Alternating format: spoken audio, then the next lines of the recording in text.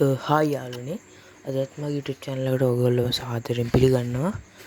ඉතින් මුලින්ම කියන්න ඕනේ මේක තමයි මගේ channel එකකින් කියන පළවෙනි වීඩියෝ එක. ඉතින් ඒක නිසා ඉතින් පොඩි වැරදි තියෙන්න පුළුවන්. ඒක සමාව ගන්නවා. අපි දැන් මෙහා ගත්තොත් මගේ short videos බලපු කට්ටිය දන්නවා මෙයා කවුද කියලා. ඉතින් මගේ මේ Blue Pulcher. ඉතින් මෙයා Blue Pulcher කියලා හඳුන්වනාට පස්සේ තව Peacock Snakehead කියලා හඳුන්වනවා. ඊට පස්සේ දැන් ගොඩක්ම ප්‍රසිද්ධ මෙයා Blue Pulcher කියලා තමයි ගොඩක්ම ප්‍රසිද්ධ. මෙයාගේ විද්‍යාත්මක නාමය තමයි චන්න පල්චර් කියන නම.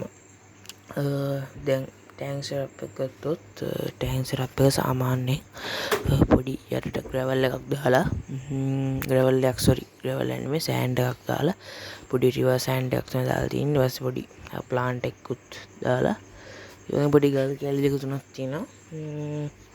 ඔය ටික තමයි තියෙන්නේ. ඉතින් මාළුවා ගත්තොත් මාළුවා අඟල් 3ක වගේ මාළුවෙක්. මෙයා ගෙනල්ලා දැන් හරියටම මාසයක් වගේ වෙනවා ගෙනල්ලා. ගේනකොට අඟල් 2යි හරියටම දැන් අඟල් 3ක් වගේ වර්ධනය වෙලා තියෙනවා. ඉතින් මෙයාගේ ටැංක් සයිස් එක ගැන කතා කරොත් සාමාන්‍යයෙන් අඩි 1.5ක වගේ ටැංකියක් තමයි දීලා තියෙන්නේ මෙයාට. කොහොමත් ස්නේක්හෙඩ්, ඊට පස්සේ ගුරාමි වර්ග, ඊට පස්සේ බෙටා වගේ මාළුන්ට ඔක්සිජන් සප්ලයි එකක් දෙන්න අවශ්‍ය වෙන්නේ නැහැ. ඒක නිසා මම ඔක්සිජන් යූස් කරලා නැහැ, ඔක්සිජන් දාලා නැහැ. මොකද යාලා මේ මාළු ජලයෙන් පිට වාතයෙන් හුස්ම ගන්න මාළු තමයි මේගොල්ලෝ. ඉතින් ඒක නිසා ඔක්සිජන් දාන්න අත්‍යවශ්‍යම නැහැ.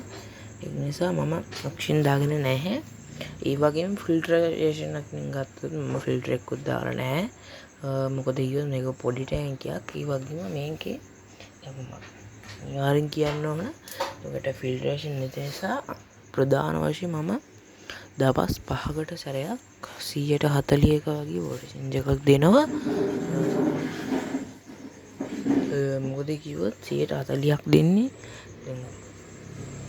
ලොකු වෝල්ටේජ් එකක් දුන්නොත් මාළුවා ස්ට්‍රෙස් වෙන්න බලනවා, මුල්ලකට වෙලා වරලා කුඩන් ඉන්න බලනවා.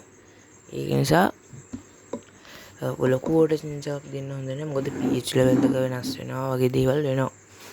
water parameters වෙනස් වෙනවා. ඒකට මාළුවා ස්ට්‍රෙස් වෙනවා. දවස් ගණන් කන්න නැති වෙනවා. ඒ වගේ ප්‍රශ්න. ඒක නිසා අර water level එක දින්න ඕන ගානකට මම 140ක් තමයි water level එක දෙන්නේ දවස් 5කට සැරයක්. කෑම ගත්තොත් කොහොමත් කෑම ඉස්සු දෙනවා, ඊට පස්සේ මාළු දෙනවා. ඔය දෙක දුන්නා දැන් ඉනාපු දවස්වල. දැන් මෙයාව පැලට් වල ට්‍රේන් කරගන්නවා ටික. මොකද අර මෙයාට අර දිගටම මාංශමය ආහාර දෙනකොට පණුලඩ වගේ ඉන්න බලනවා. පණුලඩ આવත් ඊට පස්සේ ලොකු කේස් එකක් වෙනවා. ඒක නිසා අර දැන් ටික පැලට්ස් වල ට්‍රේන් කරගන්නවා. දැන් ට්‍රේන් කරන හැටි කියලා දෙන්නම්. කරන්නේ සාමාන්‍යයෙන් මාළුවා දවස් 2ක් හෝ 3ක් බඩගින්න කන්න දෙන්නේ නැතුව බඩගින්න තියන්න ඕනේ. තියලා ඉවරලා පැලට් සාමාන්‍යයෙන් 2ක් හෝ 3ක් වගේ දාන්න. කනවාද කියලා බලන්න. කනවා නම් ඔන්න දෙන්න පුළුවන්.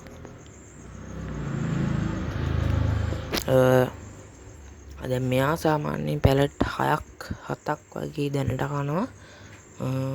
කොහොමත් ගොඩක් දෙන්නත් හොඳ නැහැ.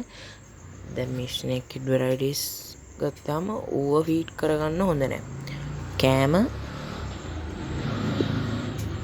දෙනකොට ගානකට දෙන්න ඕන.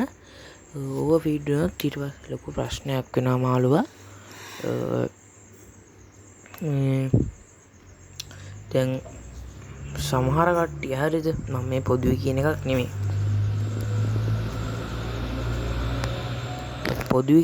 නෙමෙයි. සමහර කට්ටිය මාළුවා ඉක්මනට සයිස් කරගන්න උවමනාවට ගොඩක් කෑම දෙනවා. ඉතින් ඒකෙන් වෙන්නේ මාළුවා ඕවර් වීට් වෙලා ඊට පස්සේ මහත් වෙනවා. ඒකට මාළුවාගේ තියෙන ලුක් එකම නැති වෙලා යනවා.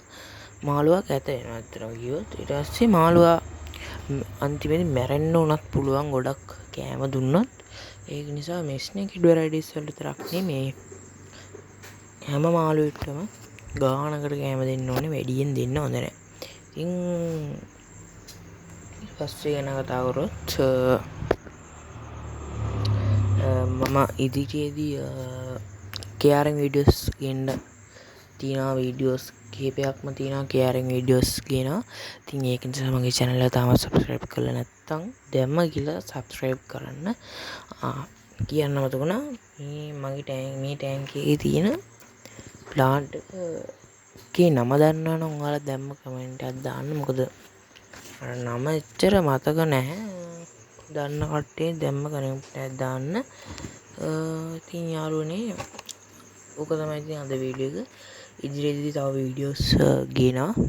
ඉතින් මගේ YouTube channel එකත් එක්ක රැඳිලා ඉන්න අනිවාර්යයෙන් subscribe කරන්න, share කරන්න, like කරන්න, comment කරන්න. එහෙනම් සුබ ගමන්.